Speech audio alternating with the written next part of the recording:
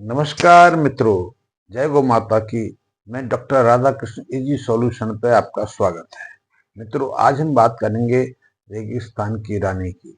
राजस्थान की जो बहुत प्रमुख गाय की नस्ल है, जिसे हम थारपारकर के नाम से जानते हैं और जो विस्तृत क्षेत्र में पाई जाती है। इसका विस्तार क्षेत्र पाकिस्तान के थारपारकर डिस्ट्रिक्ट से लेकर भरतपुर, जयपुर, जैसलमेर और मथुरा, मध्य भारत के कई प्रांतों तक फैला हुआ है। आपको जानकर आश्चर्य होगा कि थारपारकर की झलक हमें हरियाणवी गाय में भी देखने को मिलती है, हमें मेवाती गाय में भी देखने को मिलती है। यहाँ तक कि जो मध्य प्रदेश की मालवी गाय है, उसमें भी इसकी झलक दिखाई देती है। तो ये विस्तृत क्षेत्र में पाई जाती है।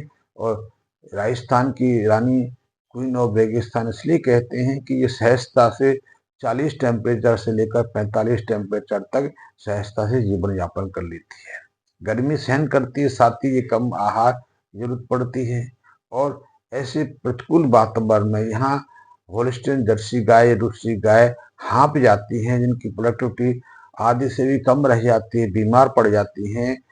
उनकी गुणवत्ता 70% घट जाती है, यहाँ तक कि वो मृत्यु तक का सामना करना पड़ती है। वहाँ ऐसे प्रतिकूल, ऐसे गर्म और शुष्क वातावरण में सहजता से थारपारकर जीवन यापन कर लेती है। उसकी प्रोडक्टिविटी में कोई घटित परिवर्तन नहीं आता। तो आज हम बात करेंगे कि जो थारपारकर गाय है, उसकी क्या विशेषताएं और क्या समस्याएं इसको लेकर गौपालकों को फेस करनी पड़ती हैं। समस्याएं तो यही हैं कि एक तो उसकी जो वर्तमान में देखने में आ रहा है कि दूध की जो प्रोडक्टिविटी है, दूध की देने की क्षमता है, बहुत सीमित रह गई है। जेनेटिक पोटेंशियल कहता है कि थारपारकर जो गाय है, जो नस्ल है, वो 18 लीटर तक दूध दे सकती है। 16 से लीटर के आसपास तो उसको देना ही चाहिए, लेकिन आहार की कमी के कारण, पोषण की कमी के कारण, शरीर में पोषक तत्वों के अभाव के कारण या दूसरी कुछ और अज्ञानता के कारण थारपारकर की जो दूध देने की क्षमता है, वो घट के 5-6 लीटर के आसपास आ गई। आप जानते हैं कि जो गौपालक आज थारपारकर गाय रखते हैं, वो इस बात को भली बात जानते हैं कि इस गाय के दूध देने की क्षमता बहुत घट गई है। यद्यपि दूध की गुणवत्ता बहुत महत्वपूर्ण है। A2 मिल्क की जो श्रेणी है, उसमें थारपारकर प्रथम श्रेणी पर आती है। यानी कि कह सकते हैं कि थारपारकर गाय की गुणवत्ता, दूध की जो गुणवत्ता है, वो श्रेष्ठ है। और हमारे पास उदाहरण भी हैं, जिन सपूतों ने, जिन महापुरुषों ने गाय थारपारकर दूध का सेवन किया, वो संस्कार भी रहे, वो शौर्यवान भी रहे, महापुरुषार्थ भी रहे। यही कारण है कि राजस्थान की मिट्टी महापुरुषों से भरी रही है। और यदि बौद्धिक क्षमता की बात की जाए, अनुशासन क्षमता की बात की जाए, यहाँ तक कि व्यापारिक क्षमता की बात की जाए, तो इस क्षेत्र में भी राजस्थान हमेशा सर्वप्रथम रहा है। राजस्थान के, विशेषकर मारवाड़ क्षेत्र के व्यापारी हैं, आज भी दुनिया भर में श्रेष्ठ श्रेणी में गिने जाते हैं। वहाँ संस्कारवान पुत्र संतानें तो अभी भी हैं। वो माँ अपने आन मान शान के लिए अपनी गर्दन कटा देते हैं, लेकिन किसी के साथ छलकपट नहीं करती। दूसरी और भी क्षमता नहीं, और सबके पीछे इसी गाय के दूध की विशेषता रही है। निरोगता की बात की जाए, तो आज भी राजस्थान में जो स्वास्थ्य सामर्थ्य है, जो निरोगता की क्षमता है, वो देश में सर्वोत्तम है। आज भी वहाँ 80-90 साल तक के बुजुर्ग देखने को मिल जाते हैं, जो अच्छी शारीरिक क्षमता रखते हैं। बीमारियों की संख्या भी दर है, कम है। तो ये सब थारपारकर गाय के कारण है। तो ये थारपारकर गाय की दूध की क्षमता बढ़ जाए, तो निश्चित रूप से ये पालने में सहज हो जाएगी।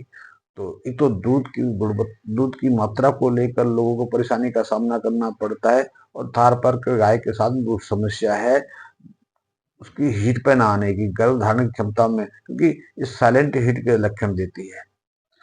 प्रारंभ शुरुआत में भी हीट डिले के सिम्टम दिखाती है। जब तक बछिया 3 साल प्लस ना हो जाए, तब तक ये हीट पे नहीं आती है, लेकिन इसका साइलेंट हीट के लक्षण रहते हैं। तो जो गौपालक थारपारकर रखते हैं, वो समय पे इसको पहचान नहीं पाते हैं। यद्यपि आज हम इन दोनों समस्याओं पर बात करेंगे।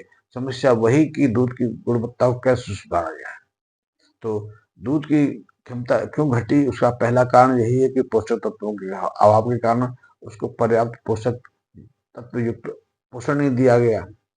पहले शुरुआत में, आज से दशकों पहले राजस्थान में जो लोग गाय रखते थे, थारपर नस्ल का पालन पोषण करते थे, वहाँ भरपूर मात्रा में उसको जौ का सेवन कराया जाता था। जौ को चारे के रूप में प्रयोग करते थे, दलिया के रूप में प्रयोग करते थे, और जौ भारतीयों का श्रेष्ठ आहार रहा है। मनुष्य ने, हमने भी जब से जौ का सेवन त्यागा है, तब से हम भी शारीरिक रूप से अक्षम बनते चले गए हैं। जो हमारे देश में डायबिटीज का प्रसार तेजी से बढ़ा है, उसका पहला कारण यही है कि हमने अपने मूल आहार को छोड़ दिया, जो राजस्थान का भी प्रमुख आहार रहा है और पर्वतीय क्षेत्रों का भी मुख्य आहार रहा है।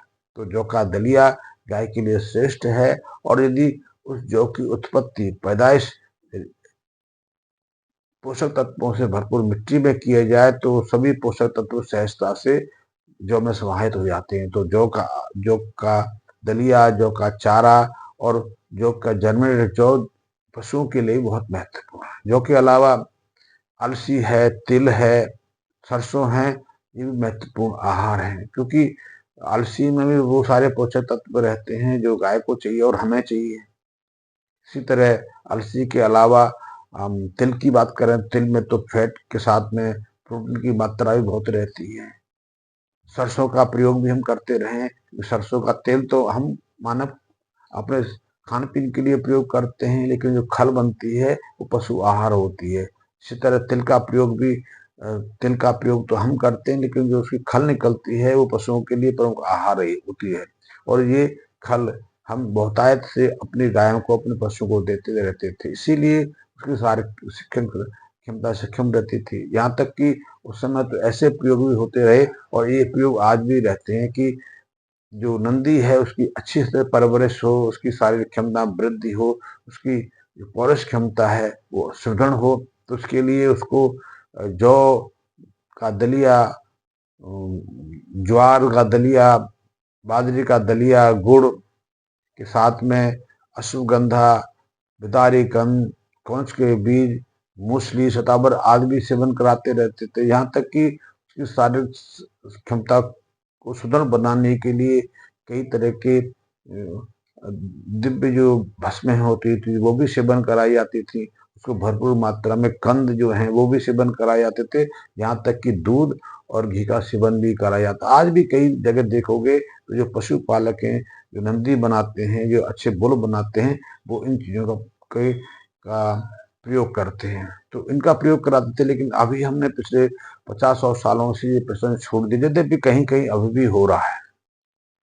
तो यदि हम गायों को भरपूर मात्रा में पोषक तत्वों से संपन्न आहार का सेवन कराएं, उसकी देखभाल पर अच्छे से ध्यान रखें, और अच्छे बुल के साथ में यदि हम उसका क्रॉस कराएं, तो निश्चित रूप से उसकी जो कमियां अभी तक रही हैं उनको दूर कर सकते हैं। गाय की प्रजनन क्षमता पर उसकी हित की जो समस्या है, उस पर इस वीडियो के दूसरे भागों में चर्चा करेंगे। लेकिन आज हमने अपना विषय, पहले जो समस्या है दूध की उत्पादन क्षमता, इस तक केंद्रित किया है। तो यदि आपके पास थारपारकर गाय है, आप उसकी दूध क्षमता बढ़ाना चाहते हैं, क्योंकि उसकी जेनेटिक पोटेंशियल से पता लगा है कि सहजता से गाय, ये नस्ल 16 लीटर तक दूध दे सकती है। यदि उसकी क्षमता को और बढ़ाना है, उसकी पोषक तत्व में थोड़ी सी और ध्यान दिया जाए, उसके पोषक आहार में थोड़ी और वृद्धि की जाए, तो 2.5 से 3 लीटर की वृद्धि और भी हो जाती है। दूसरी, थारपारकर गाय की एक और विशेषता है, बहुत प्रमुख विशेषता ये है कि इसका जो मिल्किंग पीरियड है दूसरी गायों की तुलना में अधिक समय रहता है। ये गाय 150 दिन से 160 दिन तक दूध देती है, जबकि दूसरी गायों का पीक जो पीरियड है वो 90 दिन के आसपास होता है। ब्याने के 20-25 दिन के बाद पीक पर पहुंचती है। थारपारकर को यद्यपि थोड़ा समय लगता है, समय इसलिए लगता है कि न्यूट्रिशन की कमी है, कई कई मिनरल्स और विटामिन की कमी रहती है। यदि उसकी आपूर्ति गर्भावस्था में कर दी जाए, तो ये अपनी पीक अवस्था को उससे शीघ्रता से प्राप्त कर लेती है, और दूध देने का जो इसका जो अवधि है वो 150 दिन से अधिक रहता है। 180 दिन तक भी देखने में गई है कि इसकी पीक अवस्था बनी रहती है। जो हम आजकल होलिस्टीन, जर्सी और क्रॉस गायों की बात करते हैं, एचएफ गाय की बात करते हैं, उनका भी पीक टीम जो है 105 दिन से 110 दिन के आसपास रहता है। तो यदि इस बात पे हम ध्यान देंगे तो थारपारकर की इस समस्या का समाधान भी कर सकते हैं। तो समाधान के लिए यही है, जैसे ही आपकी गाय का अंतिम ब्याने की अवधि हो, उससे 15-20 दिन पहले आप उसको बाईपास फैट का सेवन शुरू करा दीजिए। बाईपास फैट से दूध की क्षमता तो बढ़ती है, दूध में फैट की जो स्तर है वो भी सुदृढ़ होता है। वैसे भी थारपारकर गाय का दूध का फैट है वो 450-5% के आसपास है, जो गाय की नस्ल में सबसे श्रेष्ठ है। पहले मैंने बताया कि इसका दूध A2 श्रेणी का, इसे श्रेष्ठ श्रेणी मानते हैं और इसीलिए इसके दूध में विशेष औषधि क्षमता भी रही है। उसी कारण जैसे मैंने बताया कि जो लोग इसका दूध का सेवन करते हैं वो निरोगी तो रहते हैं, शारीरिक रूप से सुदृढ़ रहते हैं, संस्कारी रहते हैं, बौद्धिक क्षमता में श्रेष्ठ स्तर को प्राप्त करते हैं। तो वो तो है ही है, लेकिन आप यदि A2 दूध के नाम से A2 दूध के नाम पर भी इसके दूध का आप सेल परचेज करेंगे तो भी आपको पर्याप्त आमदनी हो सकती है, लेकिन उसके लिए दूध की मात्रा बढ़ाने की आवश्यकता है। 3-4 लीटर तो परिवार की जरूरत को पूरा करने में खर्च हो जाता है। वैसे ये गाय कम आहार से जीवित रहती है, तो इसको आहार की आवश्यकता नहीं है, लेकिन आपने दूध की वृद्धि करनी है, अच्छी उत्तम गुणों संपन्न बछिया लेना है या नंदी का परवरिश करनी है, तो इसके स्वास्थ्य पर समय रहते ध्यान देने की आवश्यकता है। तो जैसे ही आपकी गाय ब्याने की हो तो उससे 20-25 दिन पहले उसको अतिरिक्त मात्रा में प्रोटीन और मिनरल का देने की जरूरत पड़ जाती है। तो आप मिनरल मिक्सचर्स में अर्ग्यूमेंट फ्रूट का सेवन करा सकते हैं। अर्ग्यूमेंट फ्रूट आप ब्याने के बाद भी गाय को 50 ग्राम की मात्रा में प्रतिदिन दे सकते हैं। चारे के साथ मिश्रण करके दे सकते हैं, बाईपास फैट दे सकते हैं, बाईपास प्रोटीन दे सकते हैं। बाईपास फैट की मात्रा हमें 100 ग्राम के आसपास प्रतिदिन रखनी है। बाईपास प्रोटीन की जो मात्रा है वो 200 ग्राम प्रतिदिन रखती है। हाँ, क्योंकि ये गर्मी के वातावरण में जीवन यापन करती है, रेगिस्तान में सामान्यतः जो तापमान है 40 से ऊपर रहता है, तो उसको प्रत्येक दिन 80 से 100 लीटर के आसपास पानी की जरूरत पड़ती है, तो उस पर भी ध्यान देने की आवश्यकता है। यदि पर्याप्त आप पानी देंगे, बाईपास प्रोटीन और फैट निरंतर देते रहेंगे, आप आर्ग्यूमेंट फ्रूट भी देते होंगे, आप चाहो तो लिपोपास्ट प्लस भी दे सकते हैं, उससे इसकी बहुत सारी जरूरत पूरी आती है। और आर्ग्यूमेंट फ्रूट में तो 24 तरह के मिनरल्स रहते हैं, उसमें कुछ अमीनो एसिड्स भी हैं, कुछ विशेष फैटी एसिड्स भी हैं, जो दूध की गुणवत्ता में सुधार तो करते ही करते हैं, गाय के स्वास्थ्य में भी सुधार करते हैं और दूध की मात्रा भी बढ़ाते हैं। तो इन चीज़ों का आप ध्यान रखेंगे, गाय को पर्याप्त समय पर पर्याप्त आहार देते रहेंगे तो उसके दूध देने की क्षमता में 2-2.5 लीटर की तो वैसे ही वृद्धि हो जाती है। हाँ, सबसे प्रमुख है कि यदि आप उसके आहार पर गर्भावस्था में ध्यान देंगे तो जो बच्चा जो पैदा करने वाली है, बछड़ा जो जन्म देने वाली है, उसकी गुणवत्ता में सुधार होगा। और यदि उस बछिया या बछड़े की आप परवरिश देखभाल जन्म से ही करेंगे, गर्भावस्था में तो गाय के सेवन से हो जाती है, लेकिन जन्म के उपरांत तो आपको विशेष ध्यान देने की आवश्यकता है। आप उसको कोलेस्ट्रॉम के रूप में, खीस के रूप में माँ का दूध देंगे, दूध बाद में भी देंगे, साथ में काफी स्टार्टर की शुरुआत भी कर लेंगे और उसके अलावा कुछ और जो जरूरी पोषक तत्व हैं वो देंगे, तो वो आपके पास लिए बोनस है। तो ऐसे में आप थारपारकर गाय को अच्छे से पालना कर सकते हैं, अच्छी नस्ल बना सकते हैं। कि पहले भी नस्ल बनाने में हम विशेष प्रयास करते थे, लोगों को शौक होता था, आज भी ऐसा शौक है। बहुत सारे धनी लोग ऐसे होते हैं जो पहलवान पालते हैं, पहलवानों की खुराक की व्यवस्था करते हैं, उनके अखाड़े की व्यवस्था करते हैं, जिम तैयार करते हैं। ठीक इसी तरह पहले लोगों को स्वभाव होता था, कुछ लोग घोड़ा पालते थे, कुछ लोग गाय पालते थे, कुछ लोग दूसरे पशु पालते थे, हाथी पालने की व्यवस्था भी रही। राजा लोग होते थे, हाथी पालते थे, उसकी देखभाल के लिए, उसको ट्रेनिंग देने के लिए विशेष लोग रखे जाते थे। गाय की नस्ल तैयार करने के लिए बहुत लोग रुचि लेते थे। अब ये परंपरा यद्यपि डिस्टर्ब हो गई या हमारे ज्ञान से निकल गई, लेकिन ये यथार्थ ऐसा होता रहा है। तो मैं थोड़ी सी जानकारी आपको थारपारकर गाय के रूप में लीजिए, विस्तृत लेख लंबा हो सकता है, आपको बोरियत हो सकती है, तो मैं अब विषय को आगे नहीं बढ़ाऊंगा। हाँ, यदि आपको थारपारकर गाय के संबंध में कुछ और अतिरिक्त जानना है तो आप उस जानकारी को आप मेरे मैसेज बॉक्स में दे सकते हैं। मैं उसकी जो समय के अनुसार आपकी उस समस्या का समाधान करूंगा। साथ ही आपसे अनुरोध है कि यदि अभी तक आपने मेरे चैनल को सब्सक्राइब नहीं किया है तो सब्सक्राइब भी कर लें, इसके बेल आइकन को प्रेस कर लें ताकि हर वीडियो की सूचना आपको समय पर उपलब्ध होती रहे।